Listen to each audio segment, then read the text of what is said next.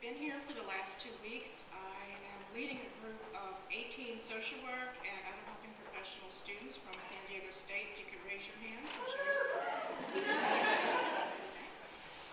I'm fortunate to have a group of 18 women who are interested in addiction work as well as learning about Ireland and the Irish culture. And we've been doing a little bit of both during our last 2 weeks here. And this is such a special treat for Americans to be able to come to the Dublin Castle and to see this beautiful venue, as well as participate as if we were practitioners in your own country. So thank you for your generosity inviting us and inviting our students. And Gary has also offered that some of our students will participate in the demonstration breakout sessions afterwards. So they're very excited to be able to do that. Of course, my views about recovery and addiction work come from an American perspective, so I'm sure you all realize that and keep that in mind. I do know a bit about the Irish perspective, having led students here and visiting Sale and Hohman and the drug courts and some of the different programs that you have around town. What I would like to do today is take us down memory lane, and I really had fun putting together this presentation to look at what is the recovery process and how have we learned and developed our knowledge. My background is as a substance abuse counselor, and now I work as a social work educator teaching about substance use and substance use treatment. I've got the clicker. All right. So thinking back to where we come from in terms of our history around addiction work. Prior to the 80s, people would go for treatment. Usually it was, at least in America, 28-day stay. You would go in, and then when your treatment was over, it was goodbye, out the door, go forth and stay sober. There really weren't any services to help people. There weren't any kinds of thinking about perhaps there are other unfinished issues and concerns. The thing is, if you've got treatment, then you should be able to go back to work, or you should be able to find a job, you should be able to resume your role back in your family. It's now that you are clean and sober, there should be no more problems. This was really based on a social support model. People were sent on what was called a 90 and 90, go to 90 meetings in 90 days to attend Alcoholics Anonymous, Narcotics Anonymous, but that was where people were expected to find their support.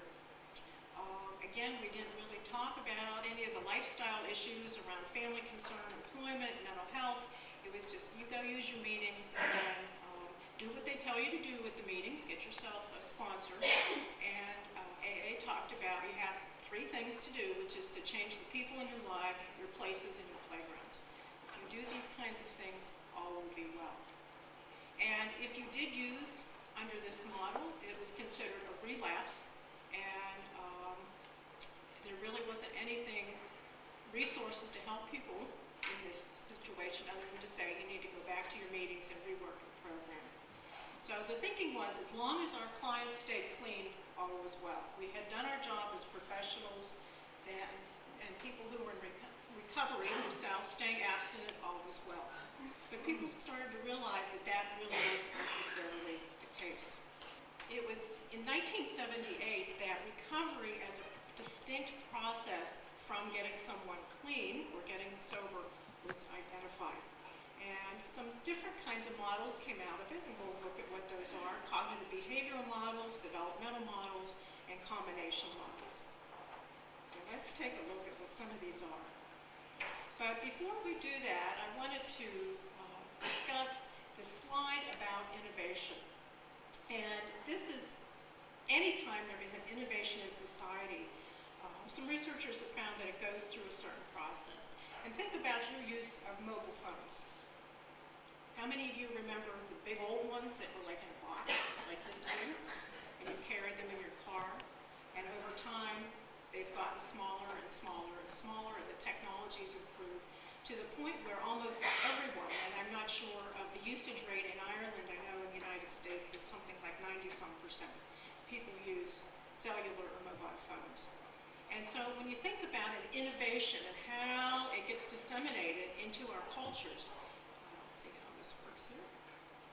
What they talk about is initially you have what are called the innovators, people who have innovated something and start to use it. Then we have what are called the early adopters, people that see what has been innovated and say, oh, this is really interesting. I think I'm going to learn about this or to utilize this, to take this as part of my work or part of my lifestyle. Then we have the early majority, late majority, and then the laggards, the last people. And probably some of you know people that are still saying, there's no way I'm ever going to have a mobile phone. Not too many, but just people that. But at some point, you have almost 100% of people have at least adopted this innovation. And why I included this slide was to think about not every addiction professional treatment program out there really jumped on the bandwagon right away about thinking about what is recovery. It's been a slow process.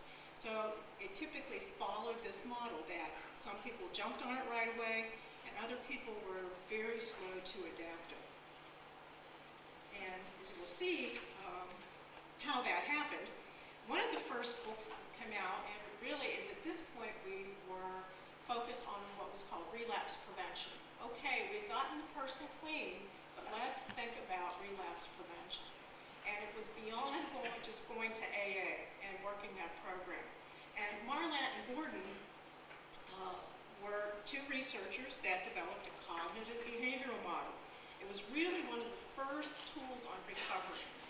And I worked with an outpatient group just peripherally, and they were what I would call the early adopters. They started offering a relapse prevention group based on Marlatt's model. And to me, I attended this group so I could learn what they were doing. And it was talking about behavioral kinds of concepts. Oops, my slide kind of moved there. But Marlatt and Gordon introduced different concepts that we had never considered as addiction professionals. And the one concept that moved out there is called the determinants of relapse, to help people think about if they used substances while supposedly, again, this is coming from an abstinence-based model, what happened? How did that happen? That someone just doesn't happen to use, that it really is part of a process. And they introduced the idea of functional analysis. And many of you who are clients in this room, as well as therapists in this room, know that a functional analysis is where you sit with the client, or as the client, you think about what have I used, how much do I use, what is the context. It's to really break it down and break it apart. And the functional analysis helps clients and it helps counselors, therapists working with them to understand maybe that little bit of what happens before the actual use occurs. And, excuse me, Marlatt and Gordon developed this technique called relapse road mapping, which is basically where you physically draw out what happened. So you're thinking about, I was feeling lonely, I was feeling bored, I called my friends, nobody was around, I started looking for my using friends. My using friends were at the local pub. I went down to the pub. I thought, I'll be fine. I won't drink anything. I'll have a Coke, Coca-Cola, and then drinking happens. So what kind of happened? And at this point, they worked on tying it back to perhaps some of those emotions and those feelings around being lonely, bored, feeling isolated, and then starting to have the cognitive thoughts about, I need to be with my friends. But picking friends who are active drinkers. And he called that seemingly irrelevant decisions, like making decisions that we don't think has any kind of impact. And when you think about, it's not just substances, this could be around other types of behaviors too, where people are trying to avoid, that we still set ourselves up and put ourselves into situations where then we wonder, how did this happen? So he worked on helping clients think about these seemingly irrelevant decisions, identifying high-risk situations, and this whole focus on what he called outcome expectancies. When you have a lapse, does that mean then your sobriety, abstinence, your recovery program is done? Or is it a relapse or is it a lapse? Take time to look at this, look at what happened in terms of my recovery process, and refocus myself.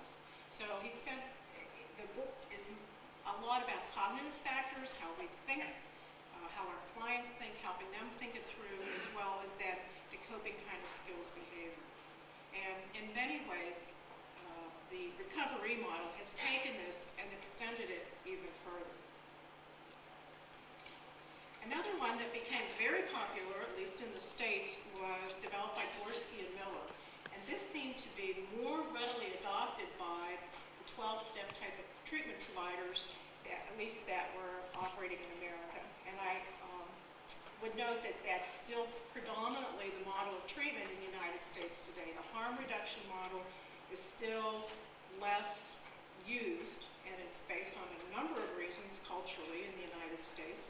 And it's been exciting for me, with my students, to be able to look at agencies that are using harm reduction and to discuss the various aspects of it, and to think, again, the early adopters outside of the box. Gorski and Miller developed what I'm calling developmental models, as well as a woman named Stephanie Brown, who interviewed, I think it was about 150 people in recovery from alcohol use, and she identified that people went through various stages. She called the transition, early, and ongoing recovery. Gorski and Miller's model was very similar. He discussed early, middle, and late recovery, and talked about how there's different tasks and different things that people have to work on. And he also identified something called post-acute withdrawal syndrome, which was based more on his experience than research, but many people identified with it, which was what happens once you quit using, and some of the physical as well as the psychological effects. There was a lot of discussion in the treatment community in the United States around this model, and thinking about are there different tasks for different stages, and some of the thinking was that in this first stage, and Gorski very much promoted this, that you dealt with your addiction, and you dealt with learning how to live in abstinence. If other issues arose, mental health issues, gambling problems, sexual addiction, those kinds of things, they were dealt with later in middle and late stages of recovery. And many treatment professionals disagreed with this and said it all has to be worked together at the same time, but there was that ongoing debate. But Gorski Miller's model was more widely embraced by the treatment community. So going back to look at our innovation adoption model, at some point the language started to change, and I don't know if this has ever been exactly identified, from relapse prevention to recovery. So the focus became more on not just we're going to keep this with them in terms of their recovery. So early research, and Dr. Lochran's going to talk about evaluation, but early research of addiction work focused on the number of days people stayed abstinent. That was your measurement of outcome success. How many people are actually clean and sober out of all your clients? And treatment providers, as well as our own federal government in the United States, started saying this is not enough. We have to look at quality of life indicators, such as how many of your clients are actually employed, how many clients have stable housing, how many, what percentage of clients have had no further arrests. So we started looking at it's not just enough to measure how many days has that person stayed clean, but really looking at how has their life improved. Because many of you who are clients, and those of you who are professionals working with clients can attest to, staying clean for many people is just not enough. People are just hanging on by their fingernails. And so we really started looking at how do we help people either put their lives back together or gain the life that they never had, that they wanted. So as the innovators changed and the adopters changed, and many people were getting more with understanding that it's not just enough to treat someone and then push them out the door, that we really need to focus on the recovery process. Another interesting developmental model that became widely adopted and has been very well supported by research is what's called the matrix model. And part of this came out of the cocaine epidemic in the United States.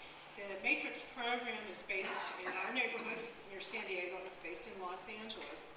And they also developed a developmental model where they identified distinct stages for clients who are trying to be abstinent from cocaine, and really identified almost the time period. And as you can see in this model, they had withdrawal was the first 2 weeks, and then they talked about the honeymoon stage. After people go through withdrawal, they were abstinent and feeling like, this is great, I can lick this, I don't need cocaine. And then they identified, which was very important for treatment professionals, a stage they called the wall, that people slam into this wall at some point during the second, third month, fourth month, in terms of feeling like this is too hard, I'm having depression, this is too much of a struggle. And while I am not a neuroscientist, I would venture to say probably some of this has to do with the neurochemicals in the brain readjusting themselves.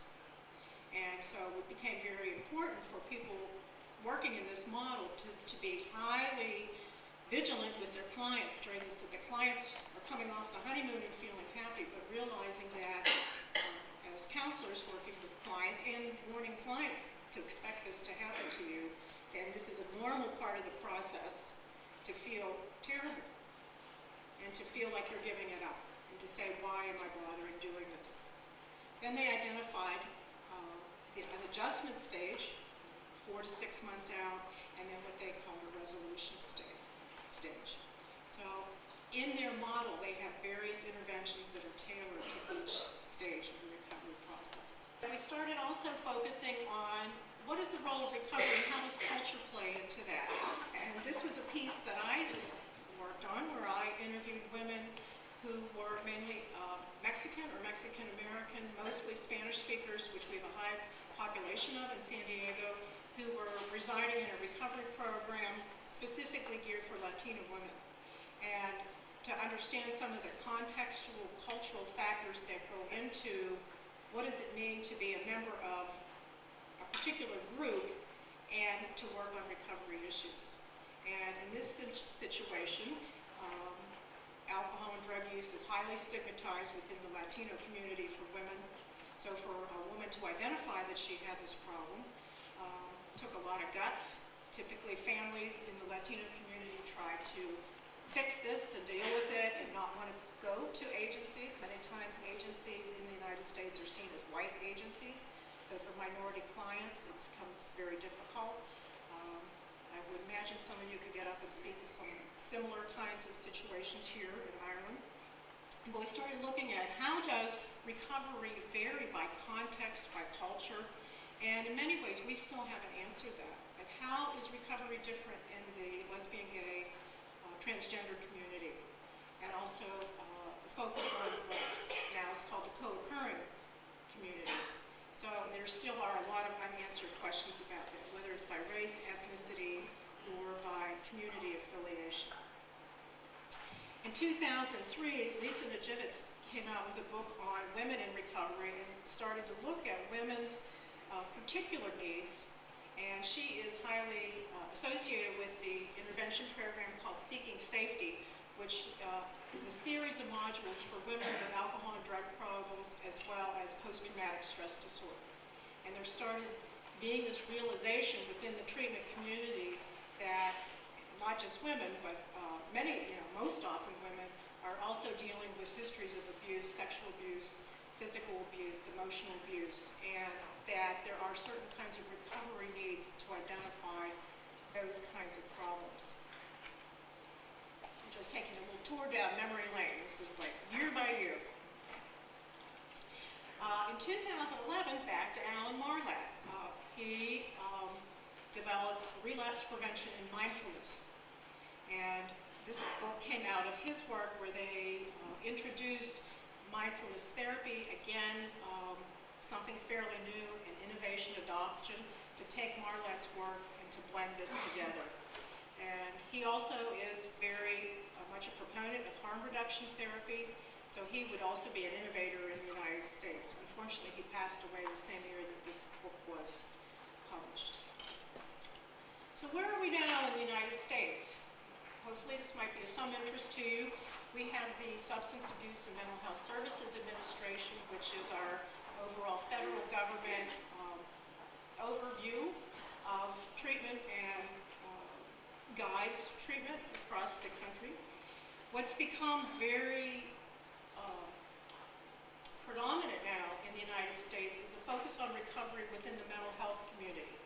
The mental health community has adopted the peer-driven, support-driven aspects of addiction recovery.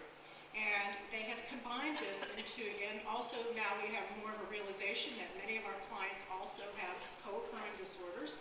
And this would be a model. You can go online if you're interested in looking at this. And these would be many aspects of recovery that this model emphasizes. That it's person-driven, meaning that it's individualized. There's respect and hope. There's many pathways to recovery. It's holistic. We look at the whole person. We use peer support, relationships. We take into account that person's culture. We take into account if the person has a history of trauma and how this impacts them, with a strong focus on people taking responsibility for their own recovery, as well as an aspect on their strengths. So it's exciting to see that our government is moving in this, and people that work predominantly in mental health as well, treatment, really are using many aspects of the recovery model, which is really changing the face of mental health treatment within the United States. In 2004, we now have something called RecoverMe Campus, and those of us that work in the college settings are excited to see how the recovery movement is coming to the college campus. And one of the emphasis on it is that for college students who went into treatment, want to stay away from alcohol and drugs, might be 15, 16 years old when this happens, they're 18 years old and they go to the college setting. And many of our students live on campus. There's still a strong culture of drinking, even though we target that behavior. But it's very difficult to fit in when all your peers around you are doing a lot of heavy drinking. There still is that kind of association about this is what college students do.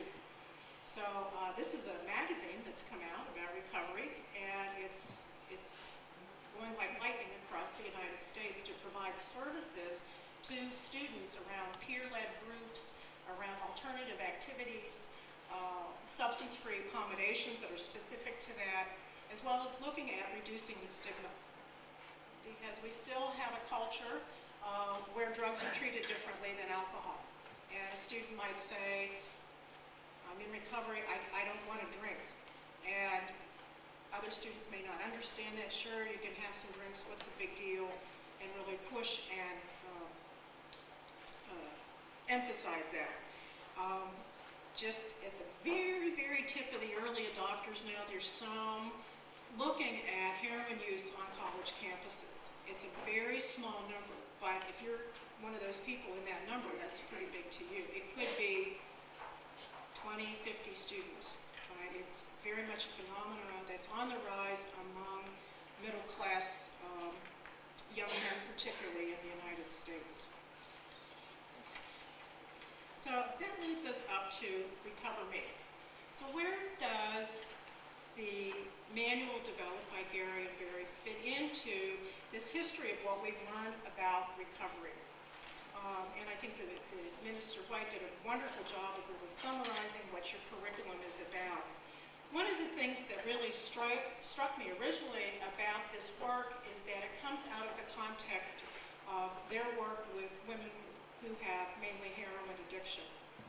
And I had mentioned this to Gary at one point. I've talked about this with my students. Typically, most products of anything that we see is based on developed with men. Pharmaceuticals, it's tested with men. At some point, it's tested on women. What they have done is taken that model and turned it around. And they have developed this model based on their knowledge, their work, their experiences, of their clients' experiences, who are females, and with a heavy emphasis on feelings and emotions and relationships, because that's how women interact, is through relationships. But men do as well. And so they've been able to take a model developed through and by and for women and offer it to men. Totally different than typically what we would see. And it's been well received from what I understand, and male clients respond to it quite well. It focuses on emotional and relationship healing. There are elements of the cognitive behavioral work about the messages that are told to oneself about one's use, as well as some coping skills and methods. And so this afternoon, my understanding is we're going to be sampling some of these curriculum modules, and I ask you all to participate and to give some support to our students who are going to be co-facilitators. And again, I want to thank you for inviting me. And this is my contact information if you wish to get in touch with me. But this has been a wonderful experience. I hope you've enjoyed our little trip down memory lane, and be happy to talk to you after our presentations with you. Thank you very much.